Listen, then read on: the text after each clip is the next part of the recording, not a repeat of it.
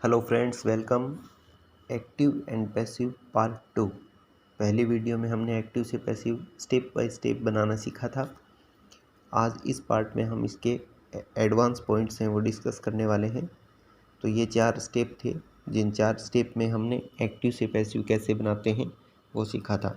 उनको एक बार फिर से हम रिवाइज़ करेंगे और उसके बाद हम बढ़ेंगे एडवांस रूल्स की तरफ।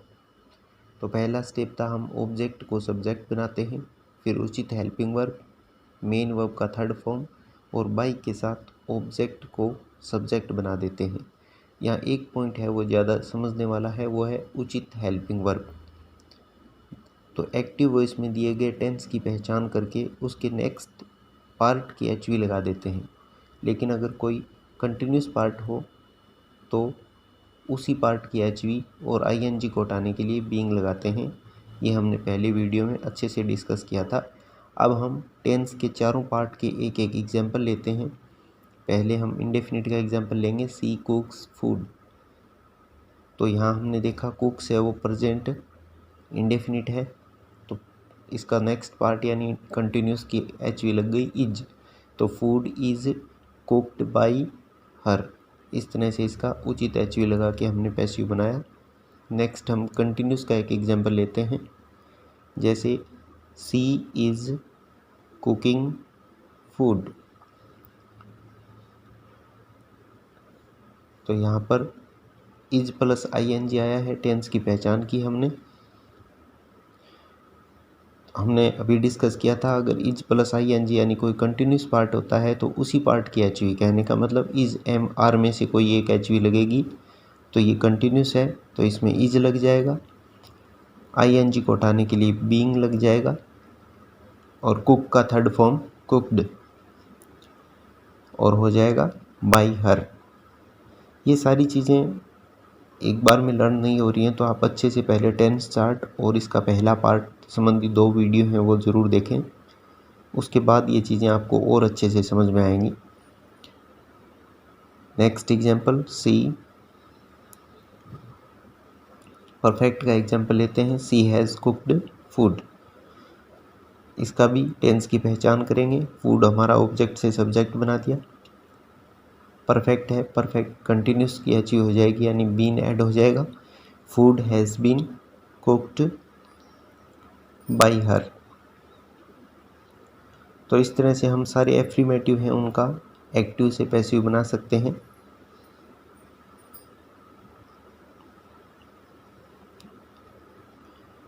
ये चारों स्टेप हैं वो हमें याद रखने हैं और ये हमारे टेंस के चारों पार्ट हो गए। इंडेफिनिट हो गया, कंटिन्यूस हो गया, परफेक्ट हो गया। अब हम परफेक्ट कंटिन्यूस पार्ट का एक एग्जांपल लिखते हैं, she has been cooking food. इसका अगर हम पैसिव बनाएंगे तो नहीं बनेगा। किसी भी टेंस के परफेक्ट कंटिन्यूस पार्ट का पैसिव नहीं बनता है। एक तो चीज़ हमें ये ध्यान में रखनी है, पहला रूल, यानी किसी टेंस के परफेक्ट कंटिन्यूस पार्ट का पैसिव नहीं बनेगा।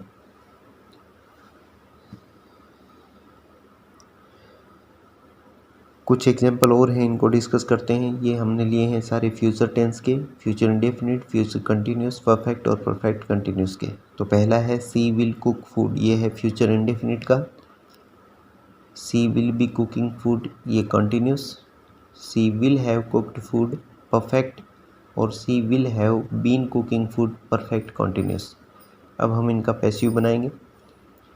तो अगर हम पहले सेंटेंस का पैसिव बनाएं तो विल टेंस की पहचान की, नेक्स्ट पार्ट यानी कंटिन्यूस में लगता है सेल और विल के साथ बी, तो हम आंसर हो जाएगा food will be cooked by हर। लेकिन नेक्स्ट है वो फ्यूचर कंटिन्यूस का है। फ्यूचर कंटिन्यूस का भी पैसिव नहीं बनता है, no passive of future continuous tense. Next perfect continuous को देखें तो हमने अभी डिस्कस किया था कि किसी भी टेंस के परफेक्ट कंटिन्यूस पार्ट का पैसिव नहीं बनता है। तो अब कुल मिला के 4 ऐसे पार्ट हो गए जिनका पैसिव नहीं बनेगा। परफेक्ट का अगर हम पैसिव बनाएं, सी विल हैव कुक्ड फूड का, तो फूड विल हैव का के साथ बीन ऐड हो जाएगा, have been cooked by her.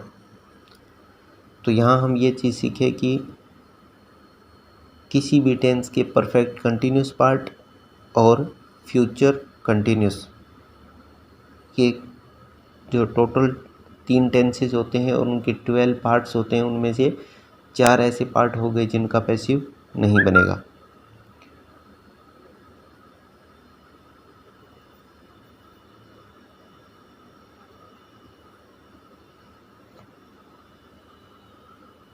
तो ये रूल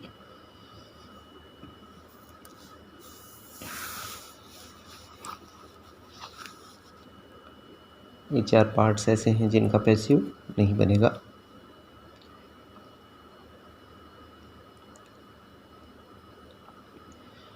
कुछ एग्जाम्पल और देते हैं। She has A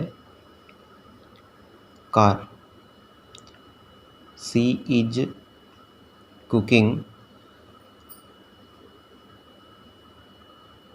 C is cooking in the kitchen.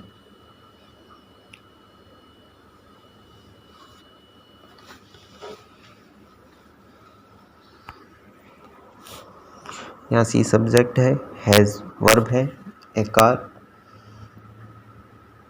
Object है।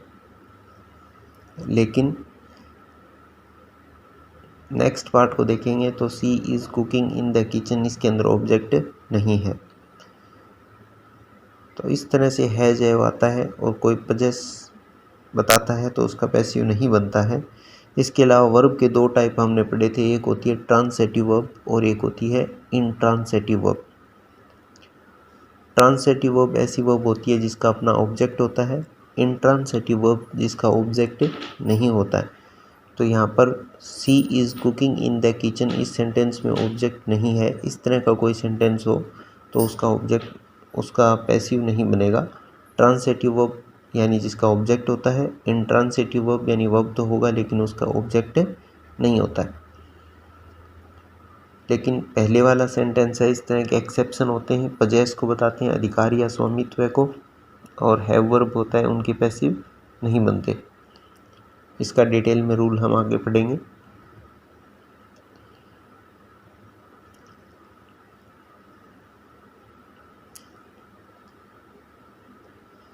यहाँ ऑब्जेक्ट नहीं है तो इसका पैसिव संभव नहीं है। एक एग्जाम्पल और लेते हैं, आई एम ए स्टूडेंट। इस सेंटेंस को भी आप ध्यान से देखेंगे तो आई और एम ए स्टूडेंट एक ही पर्सन है, यानी आई ये स्टूडेंट है वो आई का कॉम्प्लीमेंट है। तो इस तरह के कॉम्प्लीमेंट वाले सेंटेंस होते हैं, उनका पैसिव नहीं बनता। पजेस रखने वाली वर्ब हो या किसी वर्ब का ऑब्जेक्ट नहीं हो, ट्रांसेटिव वर्ब हो या फिर कोई कॉम्प्लीमेंट हो, ऑब्जेक्ट नहीं हो सेंटेंस में, तो उनका पैसिव नहीं बनता है। ये हो गया हमारा नेक्स्ट रूल।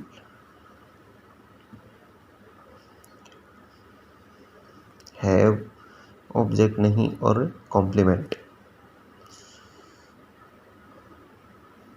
नेक्स्ट रूल को भी हम एग्जाम्पल के द्वारा समझते हैं। I can write an essay, I can write an essay. An essay object हो गया, an essay can be written, can. तो यहाँ रूल ये होता है कि कोई भी मॉडल वर्ब होता है उसका पैसिव बनाएंगे तो उस मॉडल वर्ब के साथ हमें एक्टिव वॉइस में मिलता है मेन वर्ब का first form, model plus main verb का फर्स्ट फॉर्म। और जब हम उसका पैसिव बनाएंगे तो उस मॉडल के साथ बी लगा के मेन वर्ब का थर्ड फॉर्म लगा देंगे। ये इसका नेक्स्ट रूल है। तो इसी रूल के अकॉर्डिंग हम इसका पैसिव बनाएंगे, यानी modal plus be plus main verb का third form.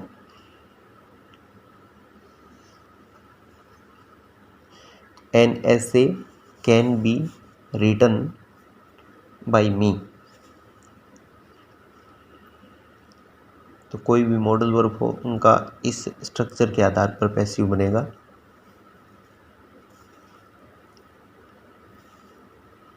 He can write an essay, अगर यहाँ ऑब्जेक्ट हम चेंज करें तो an essay can be written by him. ये ज़्यादा रिलेवेंट सेंटेंस लगता है आई की बजाय, सब्जेक्ट आई की बजाय। यहाँ चाहे कोई भी मॉडल वर्ब हो कैन की जगह shall, will, could, may, might, must, यानी उनके साथ सबके साथ यही रूल रहेगा, modal plus be plus main verb का थर्ड फॉर्म। नेक्स्ट रूल की तरफ बढ़ते हैं। Passive of double object. कुछ एक सेंटेंस होते हैं उनके अंदर दो दो ऑब्जेक्ट होते हैं, उनके हम पैसिव कैसे बनाने होते हैं, डबल ऑब्जेक्ट्स वाले सेंटेंस की पैसिव बनाने के क्या रूल होते हैं। तो एक एग्जांपल लेते हैं, she made them the monitor. She made them the monitor, she subject, made verb, them object first and monitor object second. एक सेकंड ऑब्जेक्ट डायरेक्ट और ये इनडायरेक्ट ऑब्जेक्ट। तो यहाँ दे से बनाएं, देम से बनाएं तो दे फर्स्ट ऑब्जेक्ट से। टेंस की पहचान की, मेड सेकंड फॉर्म है, पास्ट इंडेफिनिट है, पास्ट कंटिन्यूस वॉज वर लगेगा तो were. They were made the monitor by her.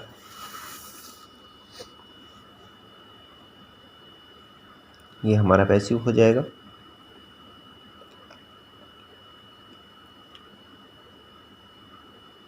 Next example, next अगर हम द मॉनिटर वाले ऑब्जेक्ट से इसका पैसिव बनाएं, the monitor was made to them by her, यानी direct object, the monitor object to direct object है वो बनाएंगे तो टू लगेगा। एक एग्जांपल और लेते हैं, द मैनेजर सिंगुलर है, गिव्स यू टिकट। तो यहाँ मैनेजर सब्जेक्ट है, गिव्स वर्ब है, you object one and ticket object two. Object one से पैसिव बनाएंगे, यू का सब्जेक्ट बनाएंगे ऑब्जेक्ट का तो यू। टेंस की पहचान की, गिव्स प्रेजेंट इंडेफिनिट, कंटिन्यूस में इज एम आर तो यू के साथ are. Given, you are given ticket by the manager, you are given the ticket by the manager. ये तो हो गया इनडायरेक्ट ऑब्जेक्ट से पैसिव। अब हम डायरेक्ट ऑब्जेक्ट से पैसिव बनाते हैं तो टू वाला रूल लागू रहेगा। तो टिकट्स, टेंस की पहचान हमने की हुई है, टिकट्स के साथ भी are, tickets are given to you by manager, by the manager. तो यहाँ टू का रूल रहता है। तो इस तरह से हम डबल ऑब्जेक्ट होते हैं उनमें से किसी भी ऑब्जेक्ट से पैसिव बना सकते हैं। Principal has handed them a cheque. Next example, principal subject, has handed verb, them object one and object two. पहले ऑब्जेक्ट से बनाएं देम से तो दे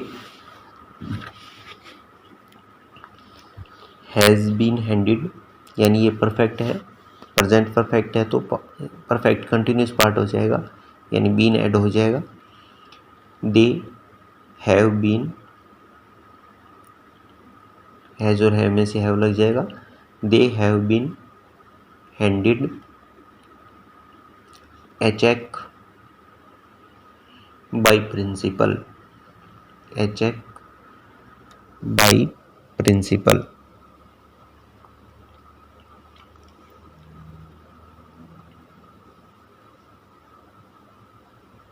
ए चेक ऑब्जेक्ट टू से बनाते हैं तो हम लिखेंगे ए चेक के साथ लगेगा has, a cheque has been handed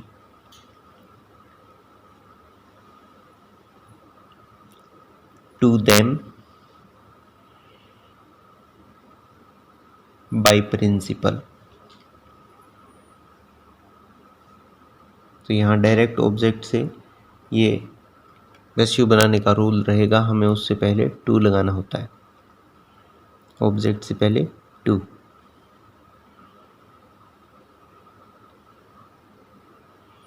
ये direct object, direct object,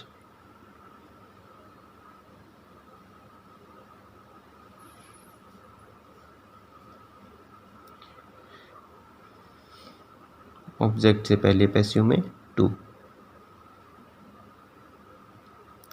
next example और रूल की तरफ बढ़ते हैं। यूज ऑफ प्रीपोजिशन, कोई ज़रूरी नहीं है हर बार जब सब्जेक्ट को ऑब्जेक्ट बनाए तो बाई का प्रयोग हो, यानी उसकी जगह कोई पर्टिकुलर वर्ब होती है वो दूसरा प्रीपोजिशन लेती है, तो बाई के अलावा दूसरा कोई प्रीपोजिशन भी आ सकता है। तो वो कौन सा होता है, यहाँ एक एग्जांपल लेते हैं। आई नो हर, तो सी टेंस की पहचान की, नो मेन वर्ब का फर्स्ट फॉर्म, यानी continuous is, she is known to me, तो यहाँ बाई नहीं लगेगा, टू लगेगा, क्योंकि नो है वो टू प्रीपोजिशन लेता है। इस तरह से एक एग्जांपल और लेते हैं।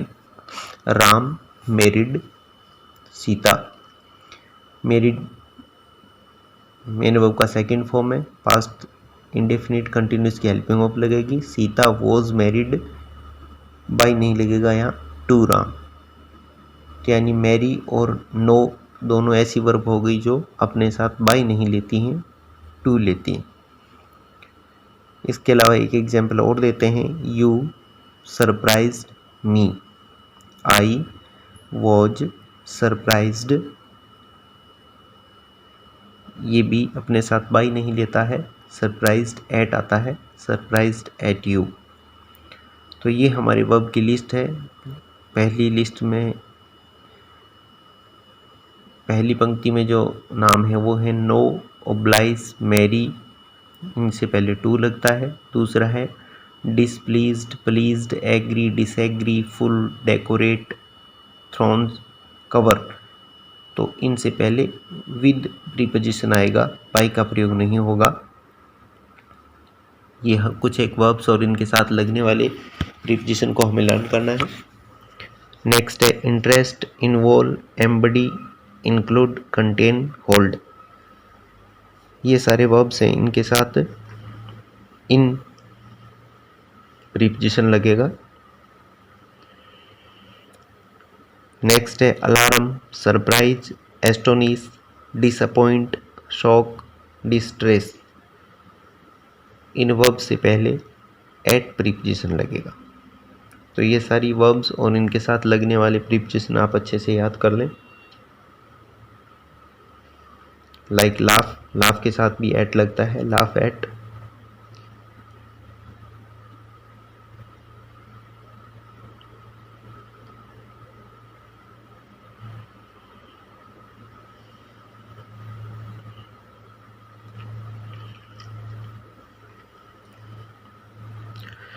Let's move to the another rule and examples.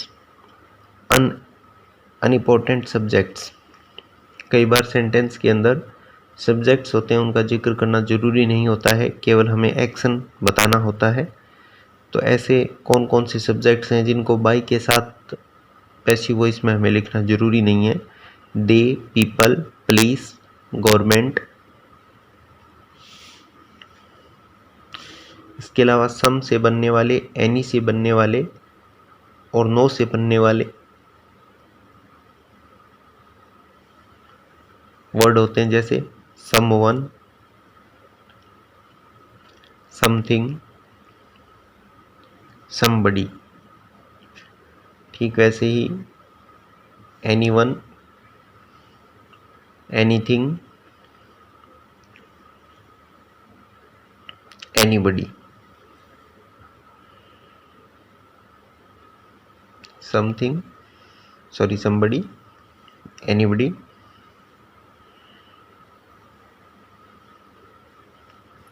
No, no one, nothing, nobody. ये सारे अनइम्पोर्टेंट सब्जेक्ट्स आते हैं। इनका प्रयोग अगर सब्जेक्ट की तरह हुआ है तो पीवी बनाते समय बाई के साथ इनको लिखना जरूरी नहीं है। एग्जाम्पल से समझते हैं। तो ये सारे not used in passive with by. पहला एग्जाम्पल है they play A match. They unimportant subject है, बाई के साथ लगाना जरूरी नहीं है, खाली हम पैसिव बनाएंगे। ए मैच इज प्लेड, और ऊपर अगर हमने प्लेड कर दिया है तो फिर वॉज प्लेड। बाई देम लिखना कोई जरूरी नहीं है। Anyone can help her, she can be helped.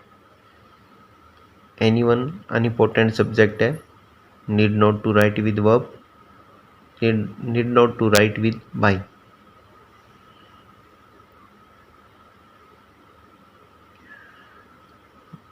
Let's move to the another example. People are providing food, तो food is being, continuous ing को हटाने के लिए being, food is being provided by people लिखना जरूरी नहीं, unimportant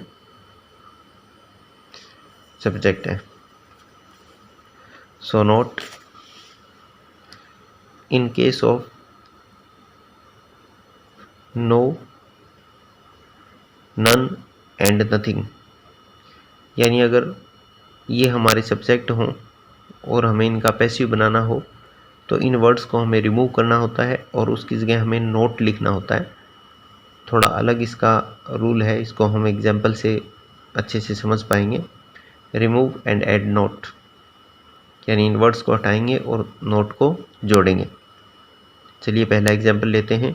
no one will help you, तो हो जाएगा यू, ये एक्टिव है, पैसिव होगा यू, नो वन हट जाएगा, विल नॉट हो जाएगा यू विल नॉट बी, यानी विल का नेक्स्ट पार्ट तो बी लग जाता है, तो you will not be helped. अगला एग्जाम्पल लेते हैं। Nobody gives her money,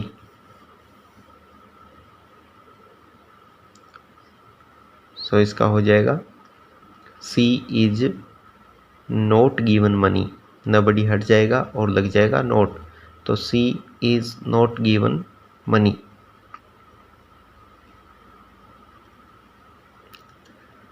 next है नो एमएलए हैज हेल्प,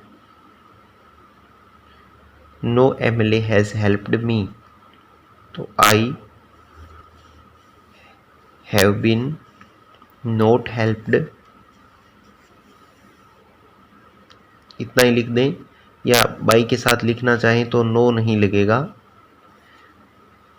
अगर हम लिख दें any MLA, by any MLA, तो ये गलत हो जाएगा, यानी एनी और नोट, एनी अपने आप में एक नेगेटिव सेंस देता है, इनका नोट के साथ दोनों एक साथ नहीं आ सकते ये, तो फिर इसका हमें अलग तरीके से लिखना पड़ेगा। सो इसका रूल क्या है, नोट करें, नोट एनी, यानी ये एक साथ नहीं आ पाएंगे, इनमें से किसी एक वर्ड को आपको रिप्लेस करना पड़ेगा। तो यहाँ बाई ए सिंगल एमएलए कर सकते हैं आप, और बाई एमएलए। नेक्स्ट एग्जाम्पल है we can't do anything in this matter, तो यहाँ पर अगर एनीथिंग ऑब्जेक्ट की जगह आ जाए, दे कांट हेल्प एनीबडी, यानी ये एनी वाली चीज़ें हैं वो एक्टिव वॉइस के ऑब्जेक्ट की जगह आ जाए एनी, तो एनी को हमें किससे रिप्लेस करना है, नो से।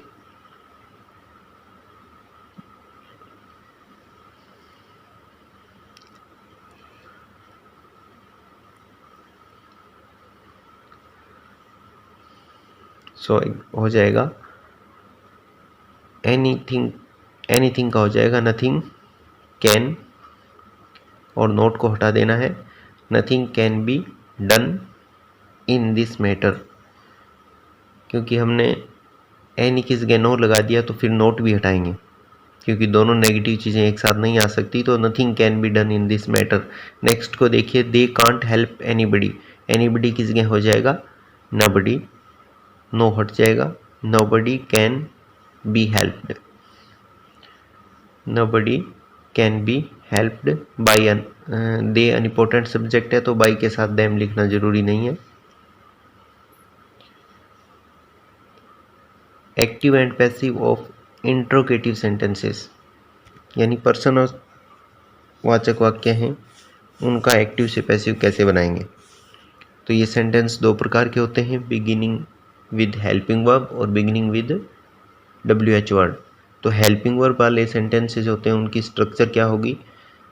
एक्टिव से पैसिव बनाने का एक सीधा सा ट्रिक यही है कि जो स्ट्रक्चर हमें सेंटेंस की दी हुई मिलती है उसी स्ट्रक्चर पे हमें पैसिव बनाना होता है। जैसे ये स्ट्रक्चर है, पहले हेल्पिंग वर्ब है, फिर सब्जेक्ट है, फिर मेन वर्ब है, फिर ऑब्जेक्ट है और फिर क्वेश्चन मार्क।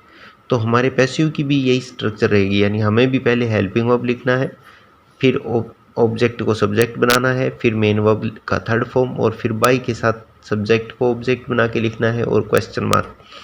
यानी स्ट्रक्चर चेंज नहीं होती है, जो जिस जगह आता है वो अपनी जगह आएगा। जैसे एग्जांपल से समझिए, डू यू ईट फूड। यहाँ देखिए, डू हेल्पिंग वर्ब पहले आया है, लास्ट में क्वेश्चन मार्क आया है और हेल्पिंग वर्ब के बाद सब्जेक्ट है यू और उसके बाद ईट मेन वर्ब है। तो हम जब इसका पैसिव बनाएंगे तो भी यही क्रम रहेगा। टेंस की पहचान करते हैं तो डू प्लस मेन वर्ब का फर्स्ट फॉर्म यानी प्रेजेंट इंडेफिनिट, प्रेजेंट कंटिन्यूस आएगा, इज एम आर। तो यहाँ हमारा ऑब्जेक्ट क्या है, फूड। फूड के साथ क्या लगना चाहिए, इज। तो हम लिखेंगे इज, इज। और अब इन्होंने यू लिखा है तो हमारा ऑब्जेक्ट है वो सब्जेक्ट बन के यहाँ लिखा जाएगा। तो food, is food. Main verb का थर्ड फॉर्म लिखना है, eaten, is food eaten by you. ये हो जाएगा पैसिव। तो यानी स्ट्रक्चर को समझना है, जैसी स्ट्रक्चर एक्टिव में वैसी स्ट्रक्चर पैसिव में। नेक्स्ट एग्जांपल देखते हैं, have they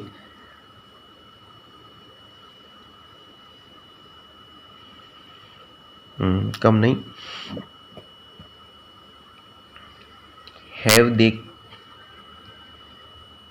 they carried A bag. तो ए bag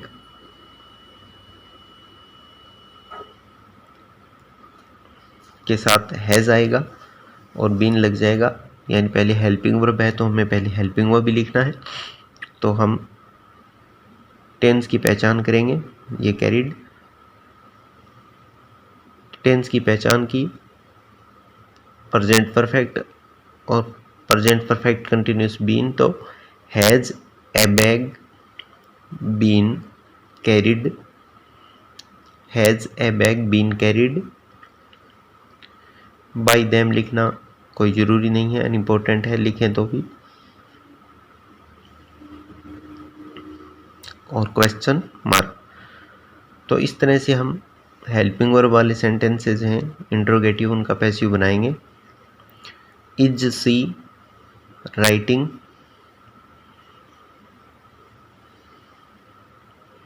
N essay, question mark.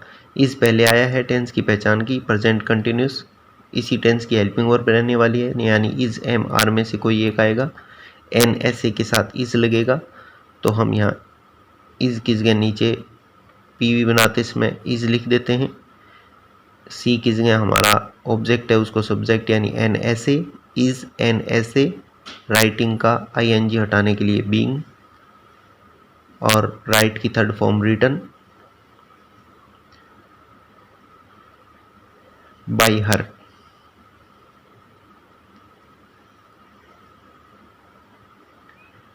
अब है interrogative sentence with WH word, यानी WH वर्ड है तो उनकी क्या स्ट्रक्चर रहेगी और इसके कुछ एग्जाम्पल हमने लिखे हैं उनको हम। तो इन पे भी वही नियम, जैसी स्ट्रक्चर एक्टिव में वैसी स्ट्रक्चर पैसिव में। तो यहाँ WH वर्ड पहले है, फिर हेल्पिंग वर्ब है, फिर सब्जेक्ट है, फिर मेन वर्ब है, फिर ऑब्जेक्ट है। ठीक वैसे ही पैसिव में भी वही रहेगा, पहले WH का WH लिखना होगा, फिर हेल्पिंग वर्ब लिखना होगा, फिर सब्जेक्ट को ऑब्जेक्ट बना के, और फिर मेन वर्ब का थर्ड फॉर्म, और फिर लिखना होगा बाई के साथ सब्जेक्ट को ऑब्जेक्ट बनाना है और क्वेश्चन मार्क। तो पहला एग्जांपल है why did you steal the book. Why का वाई आ जाएगा। टेंस की पहचान करेंगे, did plus steal past indefinite past continuous यानी वॉज पर हेल्पिंग वर्ब रहने वाला है। ऑब्जेक्ट है द बुक, तो यहाँ द बुक ऑब्जेक्ट लिख लेते हैं और उससे पहले लिख देते हैं द बुक के अनुसार क्या आना चाहिए, तो वॉज या वर, तो वॉज, तो why was the book, why was the book, steal का थर्ड फॉर्म हो जाएगा stolen, why was the book stolen by you. तो इस तरह से आप स्टेप बाय स्टेप यानी स्ट्रक्चर को नोटिस करके इसका पैसिव बनाएं तो आराम से बना पाएंगे। बाकी रूल वही रहेगा जो हमने पार्ट 1 में समझा है, उचित हेल्पिंग वर्ब लगाने का। When do you help her, तो व्हेन लिखा हमने, टेंस की पहचान की, इंडेफिनिट कंटिन्यूस यानी इज एम आर, हर के लिए तो हर का हो जाएगा सी, तो व्हेन इज सी, हेल्प का हेल्प्ड हो जाएगा, when is she helped by you, question mark. What have they given the beggars? What की जगह हमें what लिखना है। टेंस की पहचान की, have given, तो have has been given, have been given, तो beggar एक वचन है तो has been, तो what has been, what has the beggar been given, what has the beggar been given by them, an important subject, तो question mark, what has the beggar been given, question mark. Next है who से बनने वाले passive, who is telling a lie, तो ऊपर वाला तो structure base पे आसानी से बन जाएगा। हु वाला जो पैसिव होगा, हु से पहले आपको बाई लगाना होता है।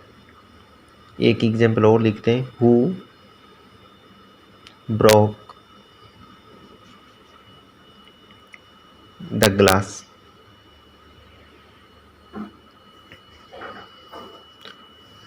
तो इनका भी वही नियम रहेगा, केवल अंतर ये रहेगा कि हु को आपको बाई हुम से रिप्लेस कर देना है और हु यहाँ एज ए सब्जेक्ट ट्रीट होता है, और बाई हुम सेंटेंस के शुरुआत में ही पैसिव बनाते समय लिख देना है। जैसे इस एग्जाम्पल से इस रूल को समझिए आप, who is telling a lie, तो बाई हुम, टेंस हमने पहचान किया कंटिन्यूस है, इसी टेंस का हेल्पिंग वर्ब रहेगा यानी इज एम आर में से एल आई के साथ लग जाएगा इज, तो by whom is L I N G को हटाने के लिए बीइंग, और told, by whom is L I being told, question mark. इस तरह से हु वाले सेंटेंस का पैसिव एक एग्जाम्पल और समझिए, हु ब्रोक द ग्लास, तो बाई हुम, ब्रोक मेन वर्ब का सेकंड फॉर्म, पास्ट इंडेफिनिट का नेक्स्ट पार्ट कंटिन्यूस का हेल्पिंग वर्ब लगेगा यानी वॉज और वर, तो हम लगाएंगे बाई हुम वॉज, ग्लास सिंगुलर है तो वॉज लगेगा, वॉज और वर में से वॉज, बाई हुम was the glass broken, question mark. Next है, यानी कई बार कुछ एक कंडीशन होती है जिसमें वोट के साथ भी बाई का प्रयोग हो जाता है, जैसे what inspired you to write this book, यानी ये बुक लिखने में आपको कौन सी चीज़ है जिसने इंस्पायर किया। What inspired you to write this book, तो by vote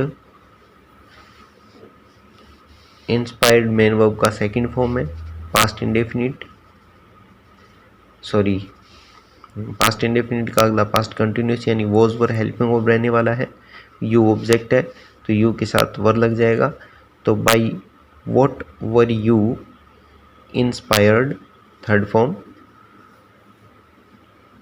to write this book.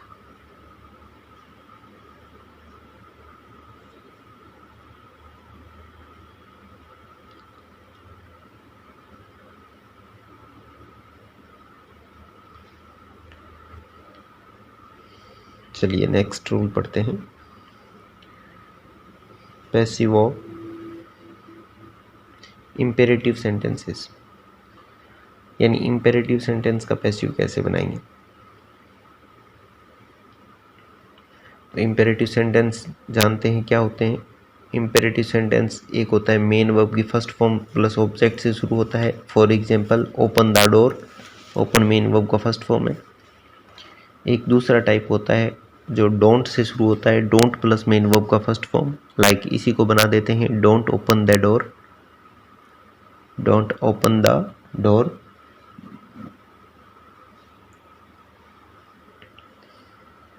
Next है प्लीज और काइंडली से शुरू होता है। इसी सेंटेंस को इस रूप में बना देते हैं please kindly plus main verb का फर्स्ट फॉर्म, तो प्लीज ओपन द डोर या kindly open the door.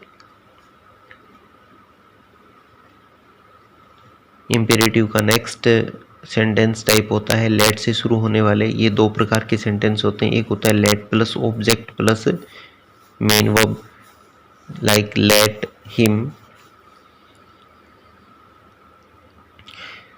Him open the door, उसे दरवाज़ा खोलने दो। लेट हिम ईट फूड, उसे भोजन करने दो। तो ये लेट वाला pattern, let me go home, मुझे घर जाने दो। एक होता है लेट्स वाला pattern, let's plus main verb का first form, let's open the door, चलो दरवाज़ा खोलते हैं। Let's go for a walk, चलो घूमने चलते हैं, इस वाला पैटर्न। तो इनका जब हम पैसिव बनाएंगे, ये 5 टाइप के होते हैं। इम्पेरेटिव की स्ट्रक्चर होती है वो 5 टाइप की होती है। और इनका पैसिव बनाने का एक सिंपल वे है कि इनका सेंस पहचानना है हमें। जो सेंस देता है वो लगा देना है। जैसे ओपन द डोर ऑर्डर का सेंस है, डोंट ओपन द डोर मनाही है, प्रोहिबिशन है, फॉरबिडन है। नेक्स्ट है प्लीज ओपन द डोर, तो प्लीज या काइंडली वाले सेंटेंस में रिक्वेस्ट का सेंस होता है। Late him open the door, let him open the door, तो इसमें सजेशन होता है, एडवाइस होती है। तो इन दोनों लास्ट वाले में हो जाएगा सजेशन या एडवाइस, ये भी advice.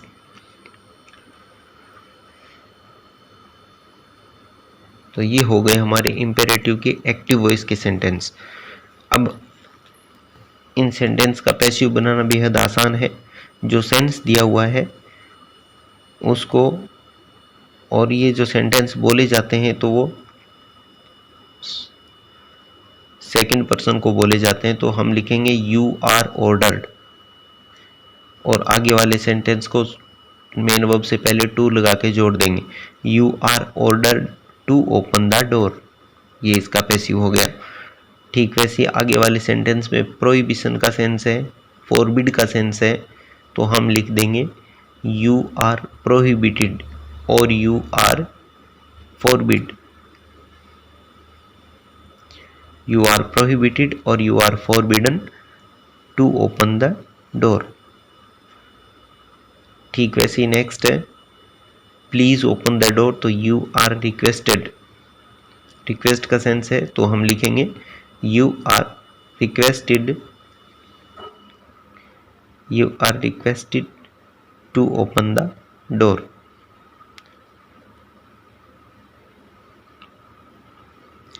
Late him open the door,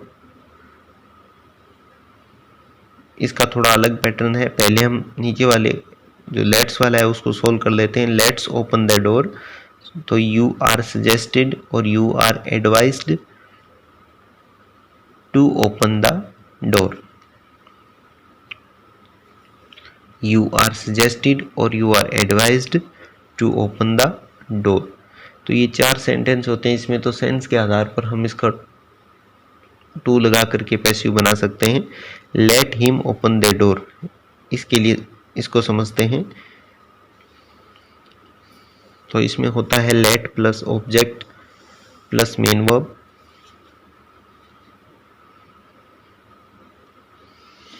बाद में फिर से ऑब्जेक्ट होता है। हम जब इसका पैसिव बनाएंगे तो बी लगा करके मेन वर्ब का थर्ड फॉर्म लगा देंगे। जैसे late him open the door हमारा एग्जाम्पल है, तो लेट हिम ऑब्जेक्ट 1 ओपन और उसके बाद द डोर ऑब्जेक्ट 2, तो let the door be opened by him. Let second object the door, pattern be plus main verb का third form be opened, let the door be opened by him. ये structure रहेगी और इस structure के ऊपर ये हमारा पैटर्न रहेगा। इसको आप लर्न कर लें तो इस तरह की सेंटेंस है उनका पैसिव आप बना पाएंगे। लेट्स वाले के लिए ये तरीका है, ये ठीक है हमारा। लेट्स प्लस मेन वर्ब का फर्स्ट फॉर्म प्लस कोई ऑब्जेक्ट आता है तो यू आर सजेस्टेड और यू आर एडवाइज्ड से हम पैसिव बना देंगे। यू आर सजेस्टेड और you are advised.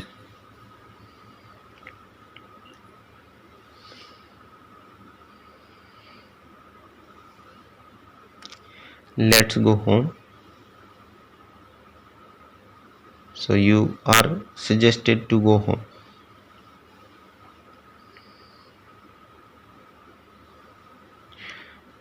like open the door, ये जो हमारा फर्स्ट सेंटेंस था you are order to open the door, इस पैटर्न पे किया था। इसको भी हम दूसरे तरीका है एक और उससे भी पैसिव में चेंज कर सकते हैं। Let plus object plus be plus main verb का थर्ड फॉर्म, इस पैटर्न से भी इसका पैसिव बन सकता है। जैसे let the door be opened, let the door be open. तो यहाँ पर हमने ज़्यादातर एक्टिव से पैसिव के रूल हैं वो डिस्कस कर लिए। इसके अलावा इम्पेरेटिव नॉन फाइनाइट वर्ब्स समझेंगे हम, उसमें इन्फिनेटिव संबंधी जो रूल्स हैं पैसिव के वो हम डिस्कस करेंगे। हेल्प दी पुअर, तो let the poor be helped, और इसको ऐसे भी बना सकते हैं you are suggested to help the poor. Thanks for watching the video.